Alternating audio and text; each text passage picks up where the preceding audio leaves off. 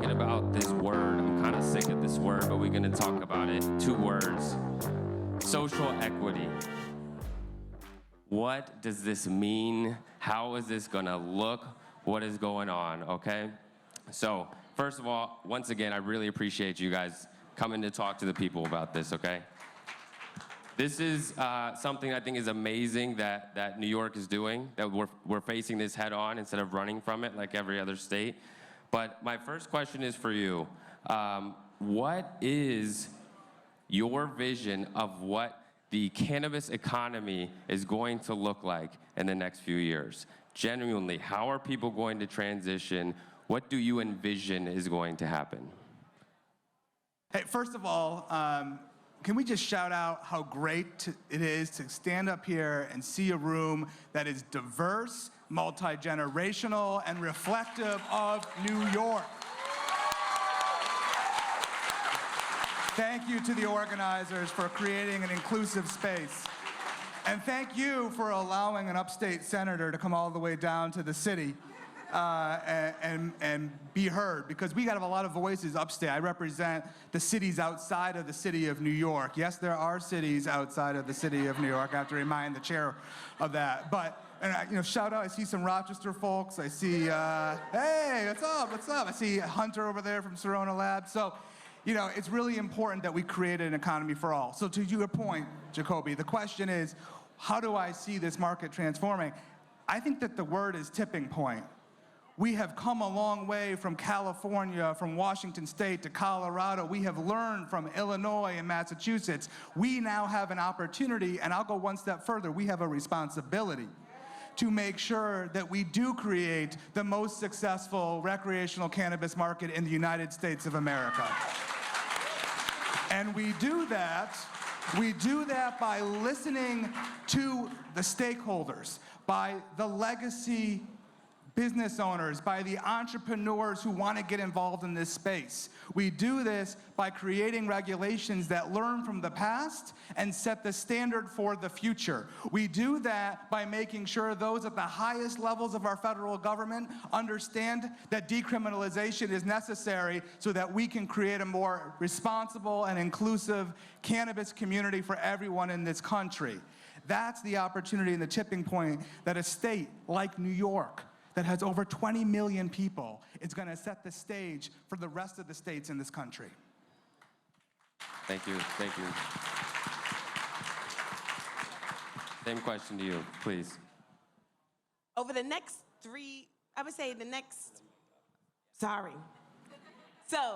thank you for having me here today, but I am going to say over the next few years, I think that we're going to be developing what is going to be probably one of the most robust markets in the nation. What we are really thinking about is how do we move away from monopolization and make sure that we have entry and access points for all. This is a market being built in New York for New Yorkers to participate, to have opportunities, and to also slip into the space of generational wealth. We are trying to build models.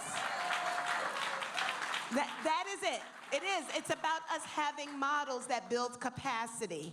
Very often we're talking about work.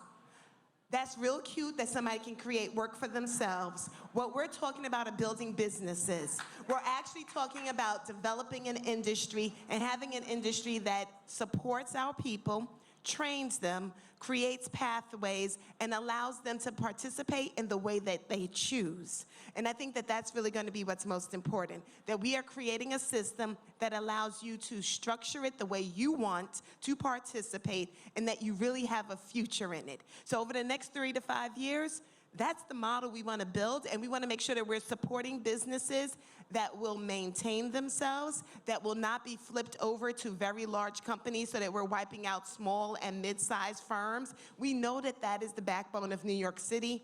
You can walk right outside and see how the devastation has just hit West 8th Street right here. If you've walked down 6th Avenue, we have a responsibility to rebuild the economy and to make sure that we're providing space for everyone to participate. Thank you. So, given your history, you know a lot about small businesses. So you're in a great position to help us out here. But you also now have to learn about cannabis, right? And there is an existing industry today. It is a very complex plant, and there's a lot to learn. So what have you been doing, actually both of you, to get acclimated with this industry? So I've been very fortunate to be able to work on this for the past 5 years at this point, because I was an assembly member in the New York State Assembly.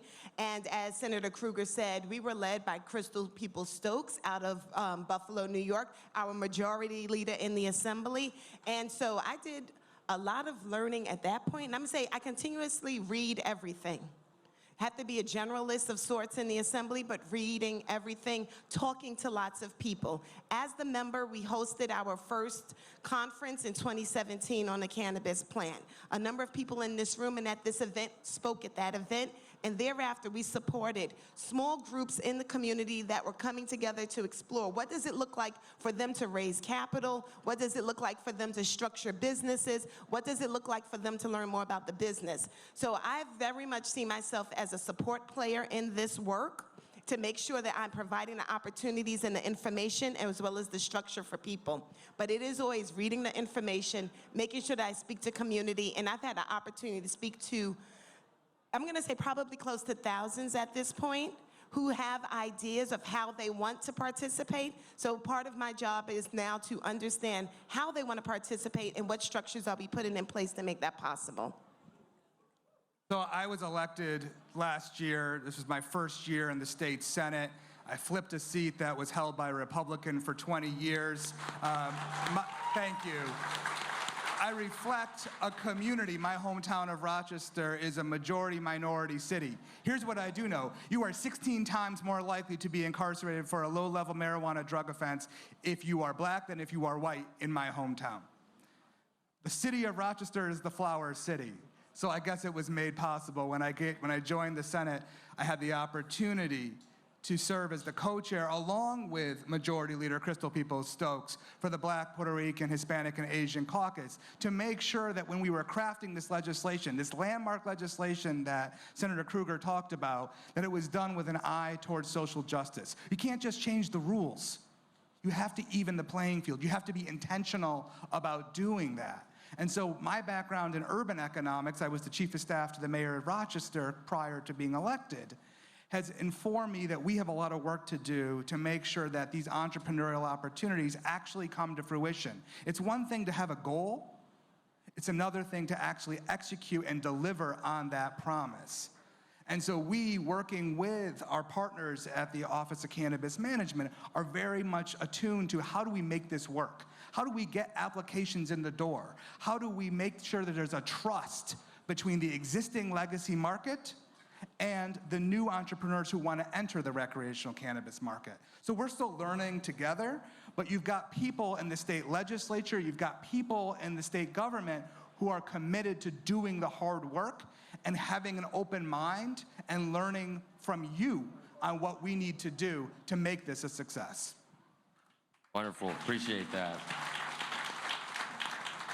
So there's a goal to have 50% of these licenses go out to our people.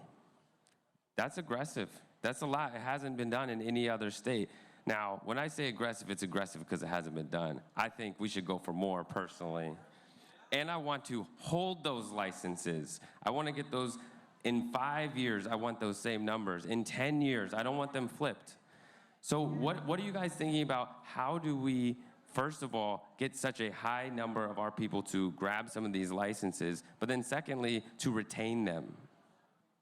So part of the regulations that we are proposing and that are in the bill prohibits the transfer of social equity licenses within the first 3 years. So that's the first step. We're putting something in place so that they're non-transferable. If they have to be sold back into the market, they must be sold to a social equity applicant. We are trying to make sure that the licensing, the ownership, the control stays within community, within New York, amongst New Yorkers. We welcome our large players. We welcome them to play here in New York with us, but with us. And we are following a social equity market. That means we are not crushing the smaller players. We are building a market that has space for micros, for mid-size, for small caps, as well as large caps. And that is something that we want to be very specific about, so that we are working to make sure that we cannot transfer and they don't just slip away. We're also building incubator spaces and providing capital for people who are starting businesses. Those are two ways: access to money, having a micro license, and then wrapping around technical supports, because we don't want to give out licenses and then have our businesses fail. Most businesses do fail, small startups, especially retail, within about 5 years. We want to make sure that we're building support so that businesses have the opportunity to flourish, not just to open. And let me just jump off that by saying, from a business perspective, we cannot just pass a landmark piece of legislation like the MRTA and then walk away. As senators and assembly people, we need to make sure that we continue to pass legislation that creates economic opportunity for those equity candidates to be able to participate in this market. And let me give you an example about one of those. Just yesterday, I had the opportunity to enter a piece of legislation into the New York State Senate that's modeled after legislation in California. Have you heard of 820E? This is the opportunity for businesses in the state of New York to be able to get a tax deduction on your state taxes for business operating expenses related to the cannabis market. That's the type of legislation we need in New York to truly set the ground as equal so that everyone can participate in this marketplace. So we're going to be talking to you a lot more about that as the legislative session kicks off in January. You beat me to it. That was my next one, man. That is an amazing bill. If you guys don't understand, 280E has been crushing cannabis companies throughout the country. So I really appreciate you guys having that forethought now. Now, I do want to kind of talk about some of the money here. The taxes are kind of high. It's going to be kind of hard to compete. If we want to bring our kings and queens that already have flourishing businesses in the cannabis industry right now, they're going to have to now go through a lot of licensing processes and deal with a lot of taxes. So how are you guys starting to address some of those issues? I'm going to say the first thing we're doing is having conversations. As I said, I've started speaking to lots and lots of people to help them understand the transition and some of the challenges from going from the legacy market into the regulated market. These people, our operators know what the challenges are. Now we're starting to talk about solutions. How do I help you to move forward so that you know exactly how to file the taxes, what's expected, what is compliance? We're setting up structures so that we can support them in what are standard operating procedures, what are the proper compliance for businesses. Those are the things that are growing out of our incubator and technical services arm. Those are the ideas that we will be supporting so that we can help them. However, I also want to be very clear, and I will say this on any stage, we are not erasing the legacy market. The legacy market exists, it will exist, and we need to figure out how we help them become regulated, but the focus of our agency is about standing up the industry. It's not about trying to shut them down. That's the enforcement work of old. We're in a new space, and so we're going to have a new conversation. And we are going to make sure that while we are helping people in, that we're not saying we've got to crush those who didn't make it yet. So this is really about how do we help people move forward into a regulated space. Those are the types of supports that we're putting in place, and we are trying to help people understand how they can move forward. We have legislators who are sensitive to the fact that there are some real insecurities related to pre-tax dollars and money that may not be accounted for, and they're working on solutions. So that's really, I think, the space that we're coming from. And we just have to continuously help them also understand that their model can be much broader now. We are offering licensing options that I love the micro, I don't know if you've all looked at the 9 license types that we've got, but I love the micro business model, and I love the co-op model, because I think that it gives us a lot of opportunity to bring people with existing businesses and skills into the space so they can help us grow this industry. And I would just add, it's about value proposition. If we're gonna tax you, what's the value that you get for joining the legal marketplace?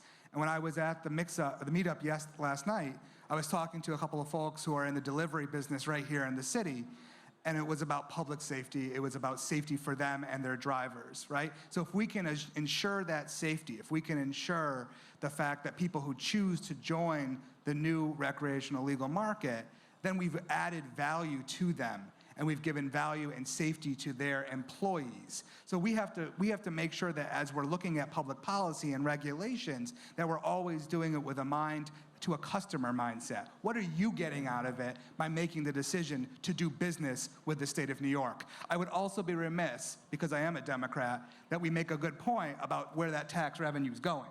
Because we made a very big deal out of this in the negotiation this spring, that the tax revenue, sales tax revenue that we collect gets reinvested into the communities that have been disinvested in for the last few decades because of the failed war on drugs. So I understand it's about a balance, but we know that the result of it is going to be doing good social good at the end of the day. And I do want to just highlight what you were talking about with the taxes.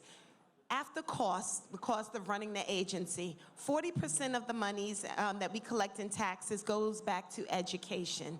Another 40 goes to community reinvestment, which is led by a 15-person advisory board. It is not us, it's not legislators, it's community members who are appointed to a 15-member board who are thereafter able to make investments, direct investments that are community-led from whatever neighborhood across this state applies.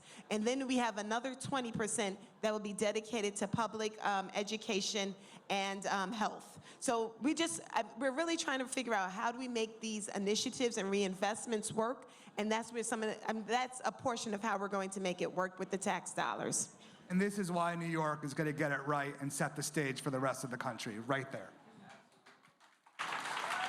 Well, we have to wrap to continue, because I am really I'm enjoying hearing from you guys.